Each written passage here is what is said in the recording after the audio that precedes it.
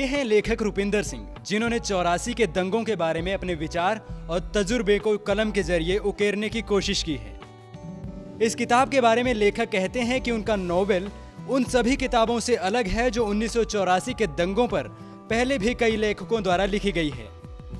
उनके मुताबिक उन्होंने इस किताब को फिक्शन हिस्ट्री के तौर पर पेश किया है, जिसके कारण पाठक इस किताब से ज्यादा आकर्षित होंगे।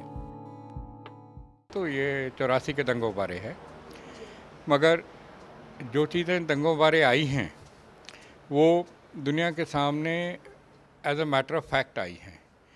मैंने इसको फिक्शनल हिस्ट्री के तौर पे पेश किया है, जिसके कारण मेरा ये उम्मीद है कि पाठक जो हैं वो ज़्यादा आकर्षित होंगे इससे, क्योंकि ये फैक्ट है और नहीं भी। ये किताब मुख्यतः इंदिरा गांधी की हत्या से लेकर दाह संस्कार तक के 4 दिन की कहानी को वर्णन करती है, जब दिल्ली में एक किस्म की हैवानियत आ गई थी।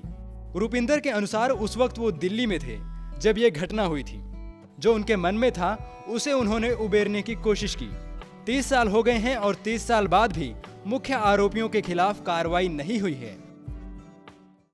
मिसेस गांधी की असैसिनेशन से लेके उनके क्रिमेशन तक,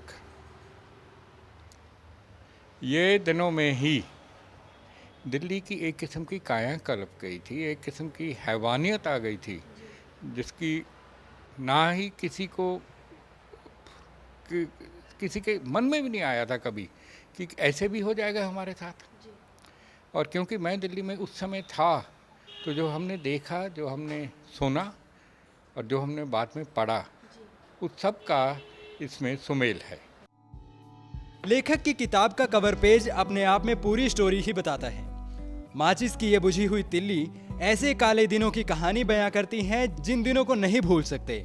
आज फिर से उन्हीं दंगों में फिर से फंसे हैं।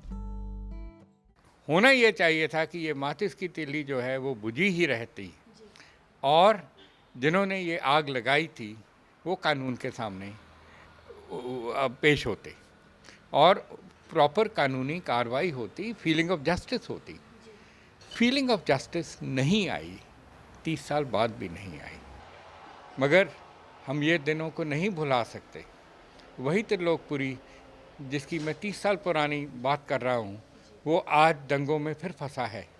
क्या हम इतिहास से कभी सीख ही नहीं पाएंगे?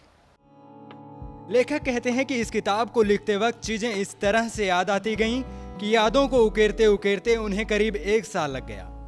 इनकी यह किताब ई बुक के जरिए आ रही है ताकि ये नोवेल भारत की ऑडियंस तक सरलता से पहुंचे।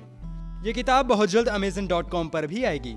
यही नहीं, इस किताब के अलावा अब तक इनकी 5 किताबें मार्केट में आ चुकी हैं, जिन्हें ग्राहकों द्वारा खूब सराहा गया है। चंडीगढ़ से कैमरामैन विनय भारद्वाज के साथ प्रियंका नेगी के लिए Subhash Chandra, day night news.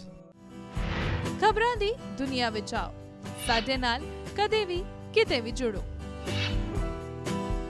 आपां मिलांगे फेसबुक ते, असीं दिखांगे यूट्यूब ते, सानू फॉलो करो ट्विटर ते। खबरां नाल जुड़े रहो दिन रात।